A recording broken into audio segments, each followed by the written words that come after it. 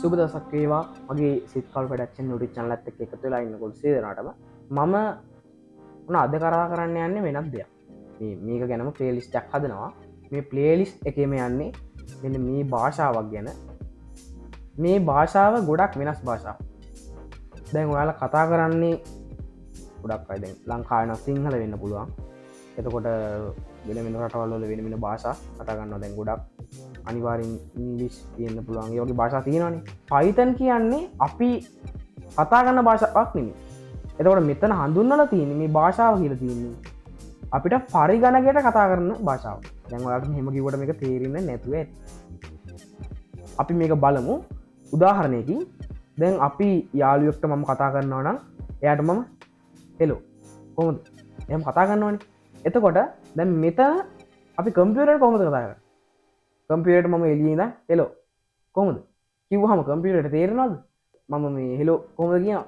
ඒක තේරෙනවද? නෑනේ. අපිට යාළුවෙක්ට කතා කළොත් හෙලෝ කොහොමද කියලා එයා උත්තරය දෙනවා. සුපිරිනි මචං. ඒ වගේ උත්තර දෙනවනේ. එතකොට මේ කම්පියුටරට කතා කරමුවා කම්පියුටරේ මොකද්ද දෙන්නේ අපිට? අපිට මොකුත් දෙන්නේ නෑනේ. අපි මේ එළියෙන් නිකන් ඉඳන් කතා කරනවා හෙලෝ කොහොමද කියලා. ඉතින් එයාට ගහන්නේ නෑනේ. එතකොට එයාට අපිට උත්තරයක් දෙන්න ඕන නම් ඒක එයාට තේරෙන භාෂාවෙන් අපි කතා කරනවා. අපි මේ එයාට තේරෙන භාෂාවෙන් කතා කරනවා කියන්නේ මේ එළියට වෙලා ඉඳන් නිකන් එයාගේ භාෂාවෙන් කතා කරනවා නෙමෙයි. අපි ටයිප් කරලා කම්පියුටරේ ටයිප් කරලා අපි එයාට කියලා දෙන්න ඕනේ මේ භාෂාව. දැන් ඔයාලා ඉගෙනගෙන ඇති සමහරක් අය නම් කම්පියුටරේට තේරෙන්නේ බයිනරි ලැන්ග්වේජ්.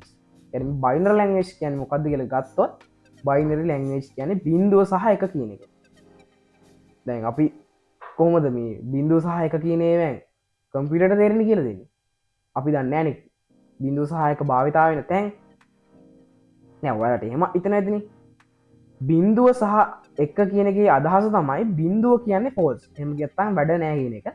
එක කියන්නේ true. එහෙම නැත්නම් වැඩ කරනවා කියන එක. Python කියන එක හදලා තියෙන්නේ මේ බිංදුව සහ එක කියන ඒවට අනුකූලව වැඩ කරන විදිහට. තේරුම් නැත්තම් මට කමෙන්ට් එකක් දාන්න. මම පොඩි විස්තරයක් ඔයාලට ලියලා දාන්නම් කමෙන්ට් එකක් විදිහට. එතකොට මේ Python කියන්නේ ක්‍රම ලේඛන භාෂාවක්. එමණත් අපි ටයිප් කරලා හඳුන්වලා දෙන භාෂාවක් කම්පියුටරේට පරිගණකයකට. හරි මේ Python කියන්නේ 1991 දී නිෂ්පාදනය වුණ එක. ඒක නිෂ්පාදනය කරලා තියෙන්නේ ගයිඩෝ වෑන් රසම් කියන කෙනා විසින්. මේක නිර්මාණය කරලා තියෙන්නේ මේ ඔය ආටිෆිෂල් ඉන්ටෙලිජන්ස් නැත්නම් කෘත්‍රිම බුද්ධියට නැත්නම් සොෆ්ට්වෙයාර් වලට නැත්නම් වෙබ්සයිට් වලට වගේ දේවල් නිෂ්පාදනය කිරීම සඳහා. එතකොට මේක ලෝකයේ ගත්තොත් අංක 1 භාෂාවක්. හරිම ලේසි පොඩිම කෙනෙක්ට උනත් ලේසියෙන් ඉගෙන ගන්න පුළුවන් භාෂාවක්. දැන් මම උනත් මේක ඉගෙන ගන්න පටන් ගන්නේ මේ භාෂාව ඉගෙන ගන්න පටන් ගන්නේ 5 වසරේ අන්තිමේදී වගේ. එතකොට එතන ඉඳන් තමයි මේ මම ඉගෙනගෙන ඉන්නේ. එතකොට ඒ කියන්නේ ඔයාලට තේරෙනවා ඇති මේක හරිම ලේසි භාෂාවක් කියන එක. හරි දැන් අපි බලමු Python භාෂාවේ වැදගත්කම. එතකොට මේ Python කියන්නේ වැඩි හරියක් AI ශාස්ත්‍රයට භාවිතා වෙන භාෂාවක් කියලා කිව්වනේ.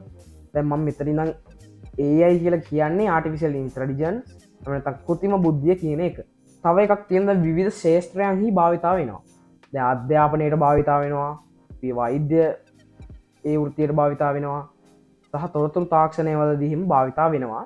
එතකොට දැන් ඔයාලට කියලා දුන්නොත් මේ අධ්‍යාපනයේදී භාවිතා වෙන්නේ කොහොමද කියලා ඔය දැන් ඔයාලට ඉස්කෝලේදී උගන්වනවානේ. ඉස්කෝලේ ඉගෙන ගන්න කෙනෙක් නම් කොහොමත් ඉස්කෝලේ ඉගෙන ගත්තු අයනේ මෙතන ඉන්නේ. එතකොට ඒ අය දන්නවා මේ IT කිය විෂයක් ඉස්කෝලේ තියෙනවා. අන්න ඒ විෂයෙන් උගන්වනවා මෙන්න මේ Python කියන භාෂාව ගැන. එතන අතනදී තමයි මේ අධ්‍යාපනයේදී මේ ශාස්ත්‍රයන්හි භාවිතා වෙන්නේ මේක. එතකොට මේකේ අපේක්ෂිත භාවිතයන් ගත්තොත් Python භාෂාව වේගයෙන් සහ පහසුවෙන් ලෙස වැඩසටහන් ලිවිය හැකි කියලා විතර තියෙනවා. ඒ කියන්නේ හරිම ලේසි මේ භාෂාව පහසුයි කරගන්න. දැන් උදාහරණයක් විදිහට Java කියන්නේ මේ වගේ ප්‍රෝග්‍රෑමින් ලැන්ග්වේජ් එක. මේ Java කියන එක ගත්තොත් එහෙම මේ Python එක්ක සංසන්ධනය කරද්දී හරිම ලේසි Python භාෂාව. එතකොට 2023 වසරේ තත්ත්වය ගත්තොත් එහෙම 2023 වසරේ Python භාෂාව 48%ක් පමණ ඉහළ ගිහින් තියෙනවා මේ ලෝකයේම ප්‍රධාන වැඩසටහන් භාෂාවක් ලෙසින්. එතකොට මේකේ තාක්ෂණික පහසුකම් විදිහට ගත්තොත් එහෙම Python භාෂාව විශේෂිත තාක්ෂණයට ගොඩක් පහසුකම් සලසනවා. එතකොට නව යෙදුම් නිර්මාණය කිරීම සඳහා විශේෂයෙන් භාවිත වන නව යෙදුම් කියන්නේ නව software application software applications කියන්නේ දැන් ඔයාලා මෘදුකාංග කියන්නේ අන්න ඒවා මේ මෘදුකාංග නිර්මාණය කිරීමේදී විශේෂයෙන් භාවිතා වෙනවා මේ අපේ Python කියන language එක. එතකොට අපි මම කිව්වනේ most popular languages එහෙම නැත්නම් ප්‍රධාන පෙළේ languages පරිගණක භාෂාවන් මම කිව්වනේ. එතකොට Python කියන්නේ එහෙම ප්‍රධාන පෙළේ ලෝකෙම අංක 1 භාෂාවක් කියලා කිව්වනේ. එතකොට ඔයාලට බලා ගන්න පුළුවන් Python කොතනද තියෙන්නේ කියලා. ලෝකයේ 51ක් Python භාවිතා කරනවා. ඔයාලට දැන් හිතෙන ඇති ලෝකේ අංක 1 කියලා කිව්වනම් මේ මොකද්ද මේ උඩම JavaScript කියලා ලෝකේ 62.3ක් භාවිතා වෙන්නේ හා මේ HTML CSS කියලා තියෙන ලෝකයේ 52ක් භාවිතා වෙන්නේ කියලා. එතකොට දැන් මේ ඒවා භාවිතා වෙන්නේ වෙබ්සයිට් ඩෙවලොප්මන්ට් පැත්තට. JavaScript හා HTML CSS කියන එක භාවිතා වෙන්නේ ඔය වෙබ් ඩෙවලොප්මන්ට් පැත්තට. කියන්නේ වෙබ්සයිට් නිර්මාණය කරන්න. හැබැයි මේ Python කියන එක භාවිතා වෙන්නේ software development කරන්න, app development කරන්න, game development කරන්න ඒ වගේ වැඩවලට. දැන් ඔයාලා ආසාවෙන් ඉන්නේ නැති ගේම් එකක් හදන්න. ඒතකොට මේ ගේම් එකක් හදන්න ආසාවෙන් ඉන්නවා නම් ඔයාලට Python ඉගෙන ගන්න පුළුවන්. software app phone එකට app ඒ වගේ ඩෙවලොප්මන්ට් කරන්න මේ Python කියන එක යූස් කරන්න පුළුවන්. දැන් ඔයාලා දැනගත්තනේ මේක ගැන පොඩි විස්තර ටිකක්. මේක පොඩි වීඩියෝ සීරීස් එකක් කියලා කියවනේ. පොඩි නෙමෙයි ඒක ලොකු එකක්. හරි. එතකොට මේ Python වීඩියෝ පෙළ නැරඹීමෙන් ඔයාලට හොඳ අත්දැකීමක් දැනුමක් ලබා ගන්න පුළුවන් මේ වගේ Python ගැන. එතකොට මම ඊගා වීඩියෝ එකේදී කියලා දෙන්නම් කොහොමද Python කම්පියුටරේට දාගන්නේ කියලා. එහෙම නැත්නම් ඉන්ස්ටෝල් කරගන්නේ කියලා.